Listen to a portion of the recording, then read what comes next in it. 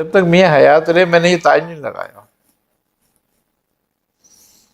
تو ایک دن میاں صاحب نے مجھے بلایا اور بولا یہ بھائی تو تاج کیوں نہیں لگاتا؟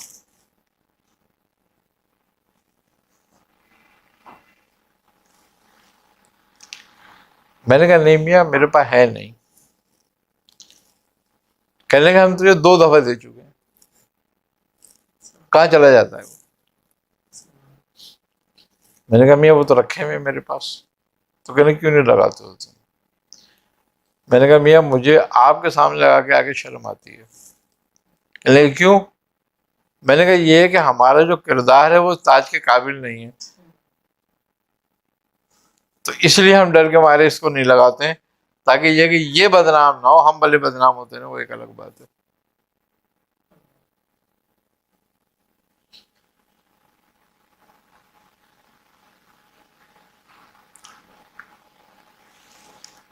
پھر جب میاں صاحب سے میری آخری ملاقات ہوئی ہے، پھر میاں صاحب نے مجھے تلقین کی کہ تاج لگایا کرو.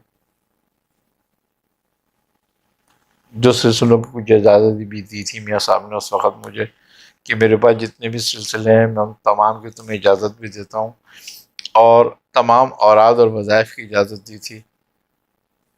شمع شبستان رضا ایک کتاب ہے، آپ کو اجازت تھی اس کی باقاعدہ، اس کی بھی آپ نے اجازت دی تھی.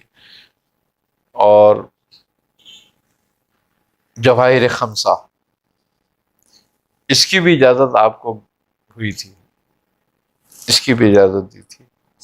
1-2 کتابیں اور تھیں ان کی بھی اجازت میاں صاحب نے عطا فرمائی. تو پھر آپ نے فرمایا کہ اب تم سلسلہ سنبھالو گے ہمارا. تاج پوشی کی ایک روایت ہے، تو اس کے اندر تاج پہنایا جاتا ہے. اس روایت کی ابتدا کہاں سے ہوئی اور اس کی کیا اصل ہے، اس کی کیا فضیلت ہے اور اس کی کیا آداب ہے؟ اصل میں بیسکلی تو یہ چشتیہ خاندان کا ایک طریقہ تھا، اور چشتیہ خاندان کے اکثر بزرگوں کی تاج پوشی ان کے خلفاء اور مریدین کرتے آئے. اصل جو ہے وہ ہے سلسلے کا تاج. اچھا خوبی کی بات یہ ہے کہ سب سے پہلے جو تاج آیا وہ کہاں آیا؟ نبی کریم صلی اللہ علیہ وسلم کے لیے حضرت جبرائیل لے کر آئے تھے 4 خانہ تاج.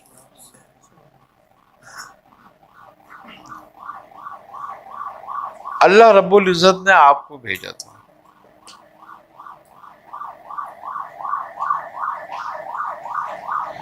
تو یہ گویا سنت مصطفیٰ صلی اللہ علیہ وسلم ہے. اہل چشت نے اس کو بڑی اہمیت دی اور ان کے ہاں ایک قانون بن گیا اس کا. آج مسئلہ یہ ہوا ہے کہ پہلے یہ ہوا کرتا تھا کہ خرقہ اور خلافت جب عطا ہوتی تھی تب تاج پہنایا جاتا تھا، اور یہ تاج صرف وہی پہن سکتا تھا جو سلسلے کا خلیفہ ہو.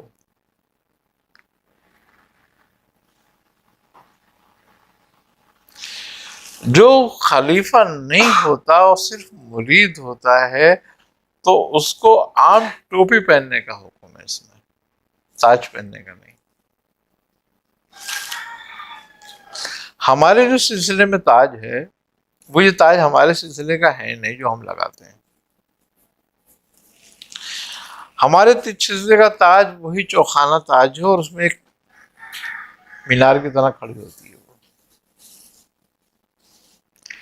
تو بات یہ ہے کہ یہ چونکہ حضرت شاہ عبد الحی شاہ صاحب رحمۃ اللہ علیہ کے جو خلیفہ تھے حضرت نبی رضا شاہ صاحب رحمۃ اللہ علیہ، تو حضرت نبی رضا شاہ صاحب نے حضرت عبد الحی شاہ صاحب سے عرض کی کہ حضور ہمارے ہاں اس تاج کو بنانے والے لوگ نہیں ہیں، ان کو آتا نہیں بنانا، اگر آپ فرمائے تو ہم اس طرح کا تاج بنا لیں، تو آپ وہ تاج بنوا کر لے کر گئے تھے آپ کی خدمت میں، تو آپ نے وہ تاج دیکھا اور آپ نے پسند کیا، آپ نے فرمایا کہ یہ اچھا ہے، تو آپ نے فرمایا حضور اس کو لگانے کی اجازت دے دیں، تو آپ نے آپ کو وہ تاج پہنایا اور اجازت دے دی۔